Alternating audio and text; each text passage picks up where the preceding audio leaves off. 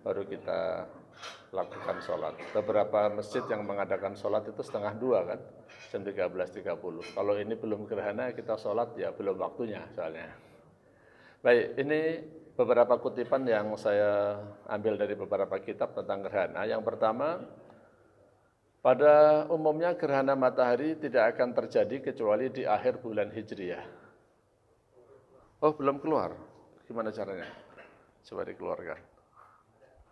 Ditampilkan ini. Sudah belum? Ya, jadi jadinya ada pada akhir bulan Hijriyah. Kalau Bapak Ibu lihat hari ini, ya kalender Hijriyahnya sekarang tanggal berapa?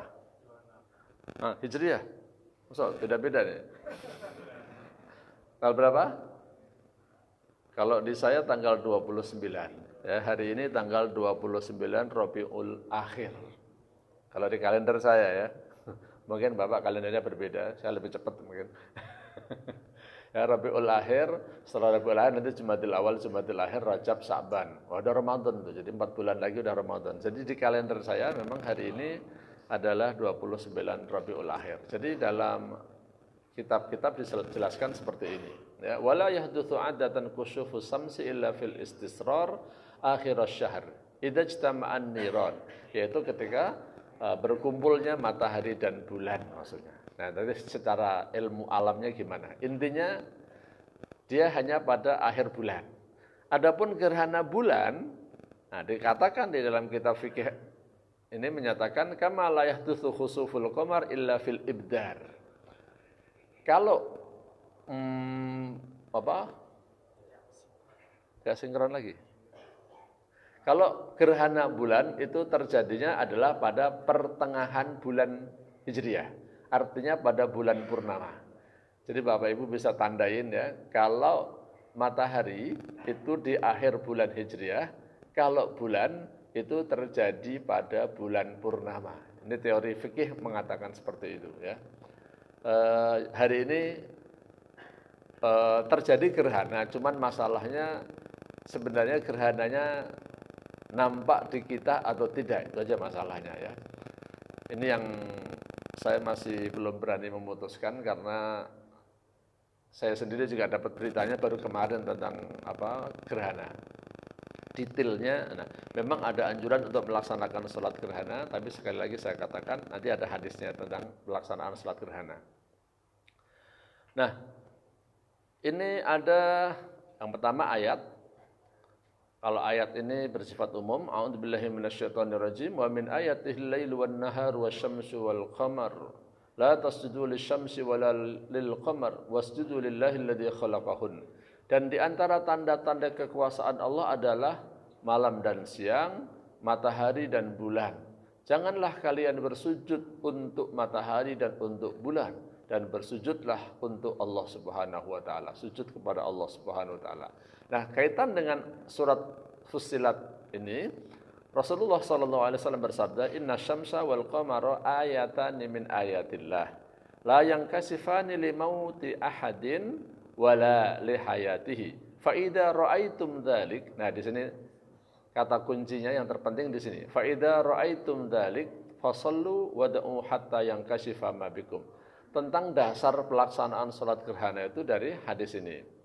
Jadi ketika putra Rasulullah yang bernama Ibrahim wafat, itu terjadi gerhana. Orang-orang Arab mengatakan, wah, putranya Rasulullah wafat, sehingga alam pun berduka, gitu ya. Alam pun berduka, matahari, bulan pun akhirnya ikut berduka sampai terjadi gerhana. Ini kata orang Arab pada waktu itu. Kemudian Rasulullah bersabda, Inna syamsa wal qamara ayatani min ayatillah. Sesungguhnya matahari dan bulan itu keduanya merupakan sebagian tanda-tanda kebesaran dan kekuasaan Allah. La yankasifani limauti ahadin wala lihayatihi. Keduanya tidak menjadi gerhana karena meninggalnya seseorang atau karena lahirnya seseorang. Jadi terjadinya gerhana itu tidak ada kaitannya dengan kelahiran ataupun kematian seseorang. Jangan dicocok-cocokin, jangan diotak-atik gathuk, ya. Jangan ilmu cocokologi ya. Ini sebagian orang itu ya, khususnya di daerah saya ya, daerah Jawa itu suka nyocok-nyocokin gitu kan. Nah ini Bapak Ibu sekalian, kalau ada gerhana jangan dicocok-cocokin dengan kematian atau dengan kelahiran seseorang. Kalau ada yang lahir hari ini, ya melahir waktunya lahir aja. Ada yang meninggal dunia, ya memang udah takdirnya. Bukan karena gerhana, dan gerhana ini tidak ada kaitannya dengan wafat ataupun lahirnya seseorang. Nah kemudian kata kunci yang terpenting tadi saya katakan, فَإِذَا رَأَيْتُمْ ذَلِكَ, kalau kalian melihat gerhana, fasallu, maka sholatlah, wada'u, dan berdoalah. Jadi kalau memang sudah real terjadi gerhana, itu kita diperintahkan untuk sholat dan berdoa pada Allah Subhanahu Wa Taala. Tapi kata kuncinya ra'aitum, kalau kalian sudah lihat, jadi sudah benar-benar terjadi. Kalau yang prediksi, apa yang diumumkan itu adalah prediksi ya. Ada ilmunya dalam ilmu falak dulu, saya juga disuruh belajar begitu juga, cara ngitung kapan terjadinya gerhana. Tapi itu semua adalah perkiraan. Meskipun kebanyakan cocok, tapi nggak bisa pastikan. Yang membuat sendiri, ya, ketika saya belajar diajarin, ya nggak bisa dipastikan. Dan memastikan juga nggak boleh, kan? Di antaranya firman Allah Subhanahu Wa Taala menyatakan, jadi lupa.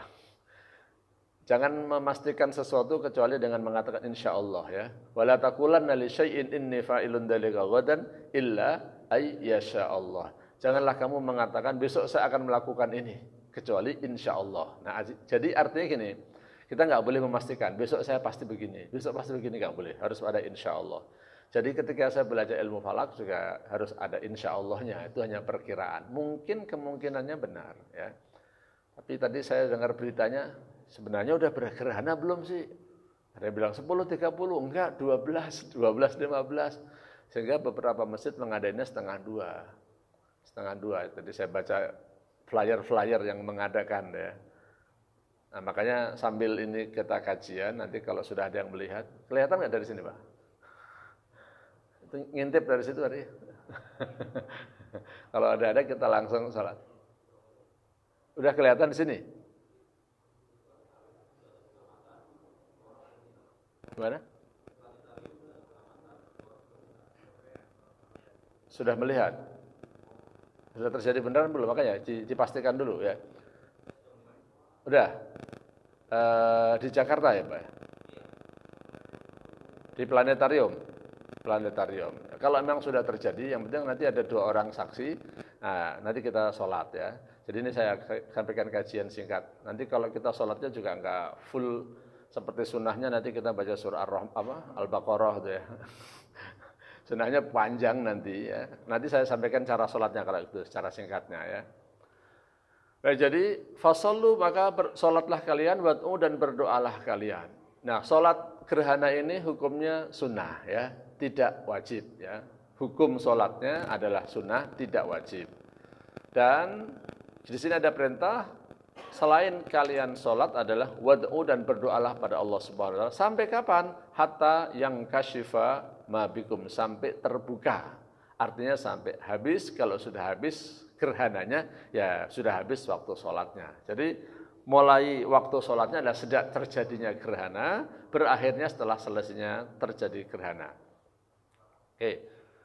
Kalau ditanya siapa yang diperintahkan untuk ikut sholat gerhana, setiap orang yang wajib sholat Jumat itu termasuk yang menjadi objek perintah melaksanakan sholat gerhana. Artinya laki-laki yang sehat, yang tidak musafir, itu termasuk yang diperintahkan. Kalau wanita dan anak-anak sholat gerhana gimana? Seperti halnya sholat Jumat, wanita itu tidak wajib. Tetapi kalau dia sholat Jumat, sah. Musafir itu tidak wajib sholat Jumat, tapi kalau dia sholat Jumat, sah. Anak kecil tidak wajib sholat Jumat, tapi kalau dia sholat, sah-sah saja. Tapi yang menjadi poin fokus penting untuk melaksanakan sholat gerhana itu adalah kaum laki-laki yang sehat dan tidak sakit. Nah, itu maksudnya. Saya sampaikan secara singkat ya. Anjuran, saya sampaikan, ini pendek slide-nya saya buat. Di antara hal yang dianjurkan, mandi besar. Tadi udah mandi belum, Pak? Sudah. Besar apa kecil? Nah, kecil, berarti udah mandi dulu. Kalau besar, ada yang udah mandi besar belum? Belum. Wajib apa sunnah? Nah, kalau saya sudah siap-siap, ya nanti kalau memang terjadi gerhana, mandi. Ya, sebaiknya besok-besok kalau Bapak dengar ada mau gerhana, baiknya mandi besar dulu. Ya. Wajib atau sunnah terserah Bapak itu ya. Tapi kalau tidak wajib, karena ada gerhana saja, sunnah. Tapi kalau Bapak jadikan daripada cuma sunnah doang, yang wajib aja deh misalnya. Silahkan, itu hak Bapak ya. Silahkan ya. Jadi disunahkan untuk mandi sebelum sholat gerhana. Dan seperti halnya sholat Jum'ah ya, disunahkan untuk menggunakan minyak wangi bagi pria. Seandainya Bapak sengaja dari rumah menuju ke tempat sholat, jalan kaki itu lebih bagus ya. Kalau bisa pakai baju putih lebih bagus. Tapi kalau pas pakaiannya sesuai pakaian kerja ya nggak apa-apa. Ini sebaiknya. Secara ilmunya biar tahu. Tadi saya udah siap Pak. Tadinya saya mau pakai pakaian yang lain, bukan yang putih Pak. Tapi karena ada rencana sholat gerhana, saya sudah siap pakai baju putih. Sunnahnya begitu. Wangi-wangian di sini udah disiapin kan gratis ya. Di depan pintu sana udah ada. Ini sini juga ada banyak ya. Nah, sini tadi ada banyak di depan sini ya. Ini sunnahnya. Kemudian berikutnya, apakah sholatnya itu jahar atau sir? Ada dua pendapat. Ya, ada dua pendapat. Kalau bicara madhab jumhur, mayoritas ulama, kalau gerhana matahari itu al-israru fi sholatil kusuf madhabul jumhur. Jadi disirkan, ya, dibaca pelan dalam sholat gerhana itu merupakan madhab jumhurul ulama. Tetapi madhab Hambali dan dua orang muridnya menyatakan sholat gerhana matahari pun sama dengan sholat gerhana bulan. Kalau gerhana bulan kan terjadinya malam Pak. Maka seperti sholat maghrib, isya, subuh itu jelas dijaharkan. Suara imamnya dikeraskan. Tapi kalau sholat gerhana matahari kan di siang hari, seperti duhur dan asar. Ini pelan apa keras bacaannya? Di sini ada dua madhab. Ada yang mensunahkan keras, ada yang mensunahkan pelan. Yang menyatakan keras, ini yang dipakai oleh madhabnya Saudi ya. Kenapa beliau memilih keras? Liqauli Aisyah inna Nabiyya sallallahu alaihi wasallam jahara fi sholatil khusuf bi qiraatihi fa shalla arba'a raka'atin fi rak'ataini wa arba'a sajadatin.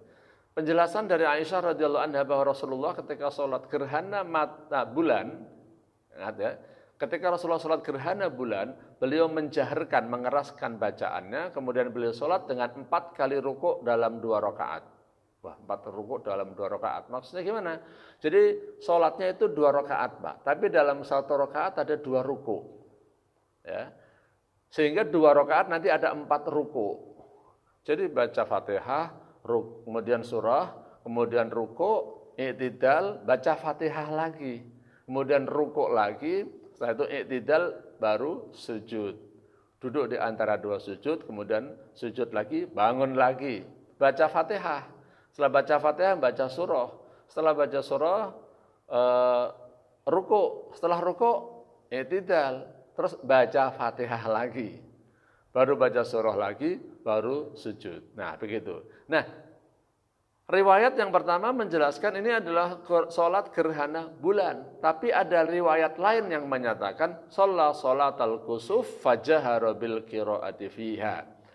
Bahwa Rasulullah Shallallahu Alaihi Wasallam itu juga pernah melakukan sholat gerhana matahari, kemudian beliau menjaharkan suaranya. Jadi minimal nanti kalau ada yang membaca keras, ada yang membaca pelan, nggak usah berdebat ya, nggak usah ribut. Memang ada 2 madhab dalam hal ini. Ya, kira-kira gampangnya seperti halnya doa kunut lah. Doa kunut itu ya bisa keras, bisa pakai, bisa enggak. Kalau sholat subuh itu aja.